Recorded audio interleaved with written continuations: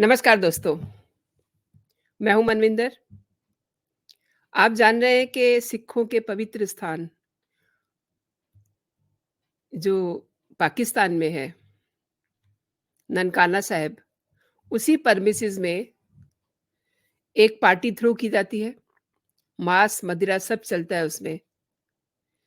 इस पे मैं पूरी बात करूँगी, लेकिन उससे पहले मैं आपको ये बताना चाहती हूँ कि गुरपतवंत सिंह पन्नू, जो आए दिन खालिस्तान की माँग करता है और ये दावा करता है कि उससे ज़्यादा सिखों का तो कोई हिमायती है ही नहीं। उसको लेकर के वो लगातार धमकियाँ भी दे रहा है और जहाँ उसकी यारी दोस्ती है, उसी देश में यानी कि पाकिस्तान में गुरुद्वारे परमिसेस में शराब की पार्टी थ्रो होती है, लेकिन पुन्नू चुप है। क्यों चुप है? अभी तक एक भी बयान नहीं आया है उसका और वो कई दिन से राग अलाप रहा है कि वो खालिस्तान चाहता है। उसकी इस हरकत से सिख समाज को भी ये समझना चाहिए कि पन्नू को सिखों से कोई हमदर्दी नहीं है। ना वो खालिस है, ना वो सिख है, वो केवल एक उगाही करने वाला पाकिस्तान का एजेंट है। इस पुन्नू के लिए एक नया फ्रेश मामला भी दर्ज किया गया है, वो भी मैं आपको दिखाती हूँ। कई नई धाराएँ उसमें जोड़ी गई हैं। सिख फॉर जस्टिस के सरगना को एनआईए ने एक उसके खिलाफ नया मामला दर्ज किया है और ये तमाम सारी धाराएँ उसमें लगाई गई हैं।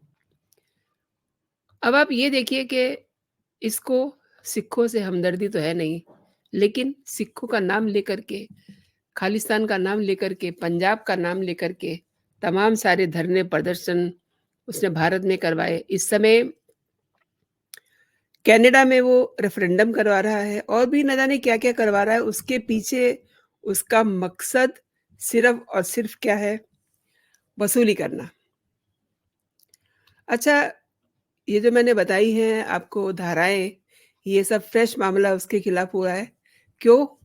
क्योंकि उसने अभी हाल ही में धमकी दी थी। धमकियाँ तो वो बहुत दिन से दे रहा है, लेकिन अब देखते हैं अज्ञात आदमियों के अज्ञात जो वीर हैं उनके हत्थे वो कब सड़ता है। और करतारपुर साहिब की मैं बात कर रही थी, तो ये वो स्थान है जहाँ पे ये पार्टी थ्रो की गई है। ये वो स्थान है जहाँ पे गुरु नानक देव जी के आखिरी दिन गुज़रे थे और सिखों के लिए इस स्थान का बहुत अधिक महत्व है। और अब पाकिस्तान में सिखों के पवित्र स्थान करतारपुर साहिब गुरुद्वारे में बेअदबी का एक मामला सामने आया है, जिसमें मैं आपको बता रही थी कि पन्नू बिल्कुल चुप है। जो पार्टी की गई है उसमें मांस, मछली, मदिरा, नाच, गाना, मुजरा सब कुछ हुआ है। लेकिन हालाँकि जैसे-जैसे ये खबर फैल रही है, सिखों में इसको लेके नाराज़गी बढ़ रही है, लेकिन पन्नू की तरफ से अभी तक इस पे कोई नोट नहीं आया है। भाजपा नेता और दिल्ली श्रोमणी गुरुद्वारा प्रबंधक कमेटी के पूर्व अध्यक्ष मनजिंदर सिंह सिरसा ने ये जानकारी एक्स पे दी है और उनका कहना है कि गुरुद्वारे के अंदर ये कार्यक्रम 18 नवंबर को हुआ। इससे जुड़ी हुई उन्होंने अपना एक ट्वीट भी किया है, वो भी मैं आपको दिखाती हूँ।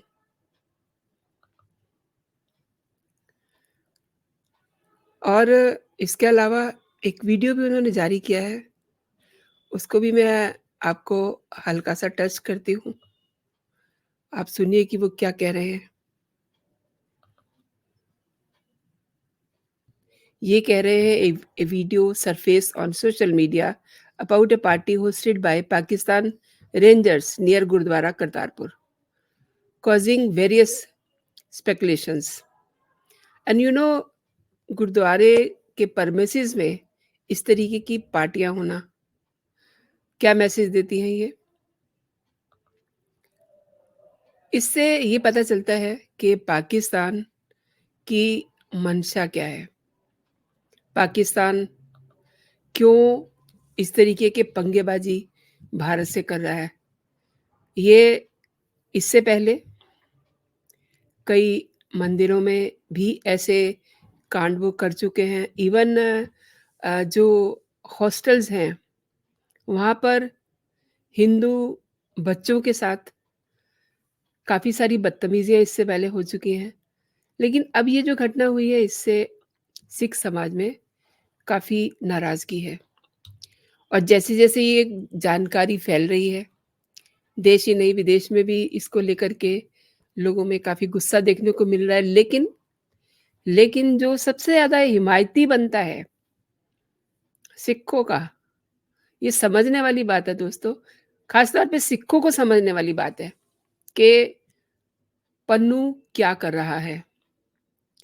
अच्छा, अभी तक इस मामले में पाकिस्तान की ओर से भी कोई निंदा जैसी बात या उनका कोई नोट नहीं आया है और सिरसा ये कहते हैं कि करतारपुर साहिब की प्रबंधन समिति, ये एक्चुअली ये मसला पहले भी उठा था कि जो प्रोजेक्ट मैनेजमेंट यूनिट है, उसके अध्यक्ष सैयद अबू बकर कुरैशी, उन्होंने इस पार्टी को थ्रो किया और ये जो कुछ मांस मदिरा वहाँ परोसा गया, इसके लिए वो ही जवाबदेह हैं। हालाँकि शुरुआत में ये कहा गया था कि किसी मुस्लिम को इस मैनेजमेंट यूनिट को क्यों हैंडओवर किया जा रहा है।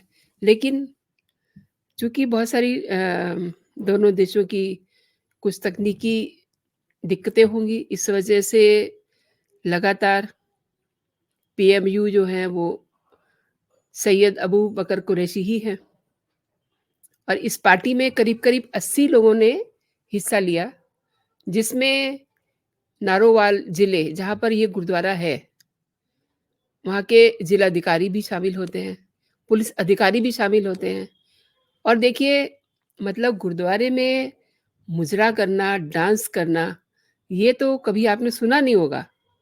ये शायद से पहली घटना ऐसी मैं आपको बता रही हूँ। आई एम सॉरी टू से कि मैं आपको इसकी जानकारी दे रही हूँ।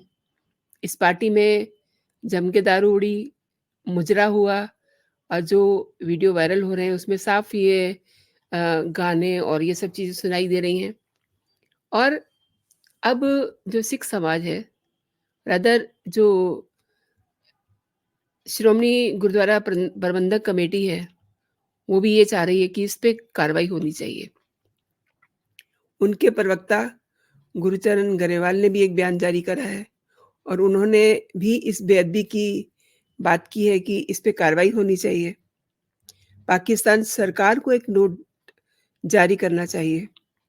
इवन करतारपुर साहिब गुरुद्वारे के जत्थेदार से भी ये मामला जुड़ा हुआ है क्योंकि वो जत्थेदार भी उस पार्टी में शामिल थे। दुखद बात ये है। और भी जानकारियाँ इस मामले में आ रही हैं। इस पूरे प्रोग्राम का जो अरेंजमेंट था वो पाकिस्तान के रेंजर्स ने किया था और वहाँ के जो करतारपुर साहिब के ग्रंथी है, वो भी इस पार्टी में शामिल होते हैं और ये कार्यक्रम करतारपुर पीएमयू के प्रेमिसेस में किया गया। यानी कि ये गुरुद्वारे का ही इलाका है, तो इसलिए लोगों को ज़्यादा इससे तकलीफ हो रही है। वहाँ पर जहाँ ये प्रोग्राम किया गया, वहाँ पर एक चेक पॉइंट भी है और करतारपुर साहिब भारत की सीमा से काफ़ी जुड़ा हुआ है, नारेवाल। यहाँ पर जाने के लिए वीज़ा वगैरह की ज़रूरत नहीं है, हालाँकि वीज़ा जैसी ही फ़ॉर्मेलिटीज़ पूरी करनी होती है, लेकिन वीज़ा नहीं है।